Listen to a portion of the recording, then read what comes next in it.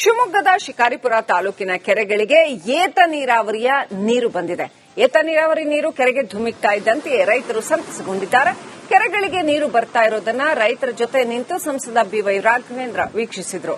ಶಿಕಾರಿಪುರ ತಾಲೂಕಿನ 3 ಹೋಬಳಿಯ ಕೆರೆಗಳಿಗೆ ಇದೀಗ ನೀರು ಬಂದಿದ್ದು, ಈ ಯೋಜನೆಗೆ ಬಿಎಸ್ವೈ ಸರ್ಕಾರ ಇದ್ದಾಗ 850 ಕೋಟಿ ವೆಚ್ಚದಲ್ಲಿ ಯೋಜನೆ ಅನುಷ್ಠಾನಗೊಂಡಿತ್ತು.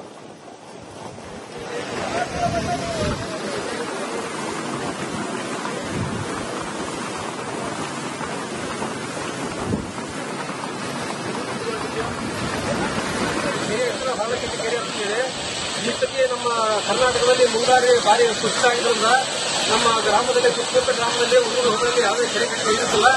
ಆದ್ದರಿಂದ ಈ ಒಂದು ಕೆರೆ ಕಟ್ಟೆಗೆ ನೀರು ತುಂಬಿಸುವ ಮೂಲಕ ಈ ಒಂದು ನೀರಾವರಿಯ ಭಗೀರಥ ಅಂತಲೇ ಹೆಸರು ಪಡೆಯುತ್ತವರು ಅವರು ಒಂದು ಈ ಭಗೀರಥನ ನೆನಪು ನಮ್ಮ ತಾಲೂಕಿನಲ್ಲಿ ಅಕ್ರಮ ಉಳಿದ ಅಂತ ನಾವು ಕೇಳ್ತೇವೆ.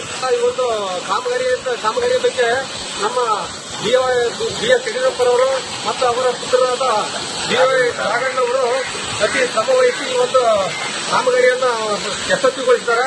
ಈಗ ನಮಗೆ ಈ ನೀರು ಬಿಟ್ಟದ್ರಿಂದ ನಮ್ಮ ಎಲ್ಲಾ ಗ್ರಾಮದ ಸುತ್ತಮುತ್ತ ಗ್ರಾಮದವರಿಗೆ ತುಂಬಾ ಸಂತೋಷ ಆಗಿದೆ. ಆದ್ರಿಂದ ನಮ್ಮ ಗ್ರಾಮ